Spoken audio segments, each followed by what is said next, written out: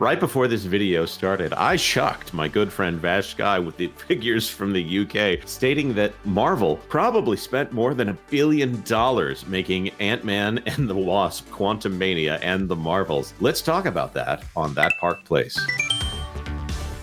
Hello, I am Jonas J. Campbell, an investigative reporter for That Park Place, and here with me is news gawker, Mr. VashSky. Vash, you didn't believe me when I told you how much this cost, but here we are today.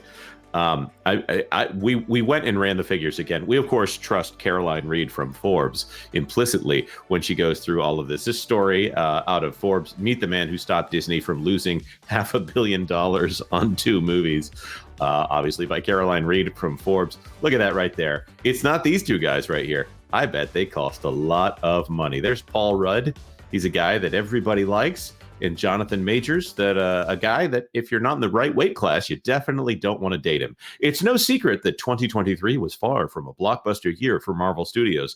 The Disney-owned entertainment giant had to deal with assault charges filed against its up-and-coming star, Jonathan Majors, growing discontent from its visual effects staff, and the departure of their boss, Victoria Alonso. And that was all in the first 3 months of the year. Surprisingly, the worst was yet to come. The turmoil was followed by the studio releasing a string of productions which were panned by critics, even though they came at a colossal cost. As we recently revealed, the Marvels and Ant-Man threequel Quantumania lost $296.4 million at the box office, but it could have been a whole lot worse if it hadn't been for the help of an unlikely ally. This is great right here. And I'm just going to point out there's a lot of talk about the stuff inside of the industry here. Valiant Renegade has done a great job covering this. I've gotten to be involved. Here's a great example. For example, Variety claimed that the Marvels cost $250 million, when in fact more than $350 million was actually spent on it by doing a bit of detective work. It's possible to be bang on the money. The precise cost of movies made in the United States is usually a closely guarded secret, as studios combine the cost of all their productions in their overall expenses, and their filings don't itemize how much they spent on each one. It is a different story in the United Kingdom, which is where the Marvels and Quantumania were made. It must be a magical land over there where people actually have to be transparent with how much they spend on making movies. Vash, you want to run some figures for me? You got a calculator handy? I do have a calculator handy, and right. I will say, even before we start, I had both of these movies combined, Ant-Man and the Wasp, Quantumania, and the Marvels, at around $670 million total investment. That was with marketing and advertising, but apparently it's much higher, so I'm ready. All right. For Ant-Man and the Wasp, Quantumania, okay, 1,935,993 plus 154,527,655 plus 106,034,724 and then 38,857 and 337 altogether there. Add those together, and that is how much the movie cost. So altogether, how much was that? I don't know. You went a little faster, me. 301,355,709, but that's just in Great British pounds. I'm not going to do this for the other production, but I'm just pointing out 301 million right there in Great British pounds. So I've stuck that one into my financial models, and that one right now, the GBP to USD rate, meaning pounds in dollars, puts that at just under $400 million, 394,775,979. That is a lot of money on that movie, and that is not the only thing that they've spent. Vash, did they just throw it out into the ether and hope people showed up? No, of course there's going to be marketing and advertising costs. And again, when I did the breakdown of all these budgets and so forth, they didn't have much to work with. So, it was all kind of estimates.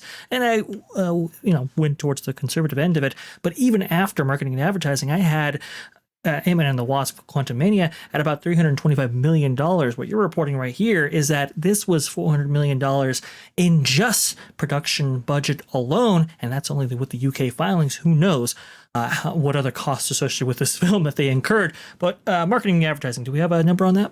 We don't, but I can tell you it's minimum $100 million on a movie Absolutely. like this, and and there's a possibility that there will be more added onto this in another year when the filings on this one get added in. We have the figures for the Marvels as well, and I still haven't seen Ant-Man and the Wasp: Quantumania. I just can't be bothered apparently to do that. I'm one of these days I'll get around to it. Nobody told me that it was worth watching at this point, despite the fact that Bill Murray is in it. I am going to say the Marvels, and I'm not going to go through all the shenanigans of that, cost a little bit more. It cost £6 million more at 307,662,161 Great British pounds. So that one is just above 400 million USD. So for a combined total of $797 million before you talk about the marketing for two films that also had, Happy Meal toys associated with them, that probably had retail partnerships in order to market them, not counting for the opportunity cost of not spending this on properties that would have been a good idea to spend money on. Really, with Ant-Man and the Wasp, they had a character, one of the few remaining original Avengers that they had here. When I say original Avengers, I mean actual Avengers, not necessarily MCU Avengers here. So, I mean, $1 billion on two movies that were colossal flops. With marketing and advertising, you are absolutely getting over $1 billion. There is no question in my mind. And I had them losing on this year alone in 2023 about $1.25 billion in total. That has to be revised completely, because a lot of these budgets have been far more than what was even expected at the time. And we all thought that they had spent a pretty penny on a lot of these productions, but in fact, these budgets absolutely exploded, as is revealed in these filings. And so all of our figures will have to be updated with this information. I mean, this is just this is. I can't tell you, Jonas, how shocked I am that the company would waste this kind of money. This is Yeah. on a scale unthinkable. Now, the thing that I want to point out here, it's a dual-edged sword bringing this up. The tax credits are the reason that these didn't actually cost $1 billion, but maybe they actually did. So George Osborne here, I believe he's a minister of some kind, was responsible for introducing the UK's film tax credits, which have saved Marvel from these costing $1 billion here. They do get some kind of discount for filming in the UK.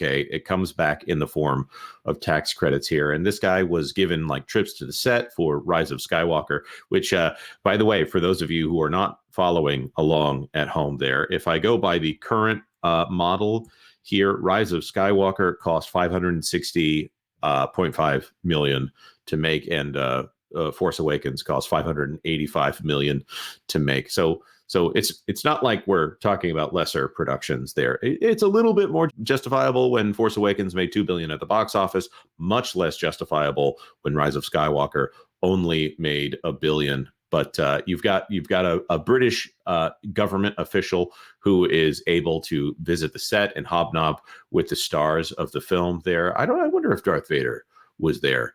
But here's what he's getting for his money. In 2019, this spend generated 37,685 jobs in London and 7,775 throughout the rest of the UK. The report added that when the wider impacts of the film content value chain are taken into consideration, 49,000 jobs were created in London in 2019 and 19,000 through the rest of the UK. An alternative view comes from William Sargent, chairman of the London headquartered visual effects company Framestore, which worked on the Marvels. He points out that the UK doesn't just benefit from job creation and the studios spending money on local businesses, but also from the increased tax paid by those companies. Furthermore, as the reimbursement is paid to studios after the spending has occurred, the UK government collects the tax before the money is paid out. I think this is a pretty good deal for the UK. I do have to say. Yeah, we estimate on budgets that are this extensive, with this amount of spending applied. Are we assuming that this is anywhere between a $50 to $100 million tax credit in return for the amount of budgets that Disney allotted here? It could be, especially when we're talking about the amount of money that Disney wastes at this point.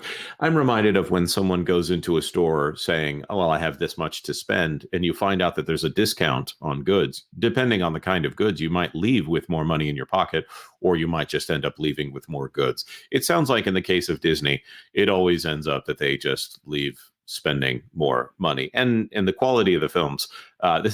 This is a rule that I don't often bring up on the channel, but it's Campbell's inverse rule of monetary spending on film budgets. There's probably a better word for that out there, but above $100 million, the more money it costs to make a film, the less likely it is that it is a good film. Probably a better way to state that. And I'll say this, for Force Awakens or something, I could kind of understand that, right? Big, splashy production. You had a lot of stars involved right there. J.J. Abrams obviously doesn't come cheaply. You had to go out all in the desert and do that. I get it. The Marvels even, I could sort of squint my eyes and see, okay, inexperienced director, maybe they had some cost overruns, you had a big effects budget. Maybe. But Ant-Man Wasp Quantumania, why is it even approaching that level? Didn't they film a lot of that with the volume? I would think so. I mean, they're in a computer generated world for most of that film, but I guess they wanted those UK film tax credits. So here we are. The only reason that we don't have visibility on some of the other productions is that they did actually shoot them on the volume in California. We don't know how much, like The Mandalorian cost. Obviously, different studio, Lucasfilm, but still under. This, like Andor right now, so far the running content spend on Andor that we're aware of is about $350 million. And that one we know has not garnered a return on investment for Disney because, well, no one is watching Disney Plus. That's a streaming service that has yet to make any money. And we, of course, because of the same system, we know that the Acolyte cost at least $230 million to make, not counting whatever was spent after September of last year. And the odds that they didn't spend anything after September of last year are low, not counting advertising, of course. So absolutely fascinating to me that Disney continues to spend this much money when they used to, like how much would it cost to make a movie like Blank Check, I'm not saying that they need to build their entire business off of movies like Blank Check, but right now they're addicted to being the king of the jungle here. They want to be, by the way, another false statement, because lions don't live in the jungle. So it's actually quite perfect for Disney. And I'll say this about their strategy, right? I think when they had this kind of tentpole strategy, like we're only going to create, AAA big budget productions, it's like, okay, well, if your creatives are very much in tune with what the audience wants, maybe that could be, a sound strategy. And I think it worked for a while, at least, if you look at the franchises and so forth, with all those things factored in there. But as time had moved on, as creatives started to drift away from what audiences expected or wanted, and you still have these huge budgets applied, I mean, this has really been a disastrous level of spending for the Walt Disney Company. A horrible investment strategy when you really look at it with a fine-tooth comb.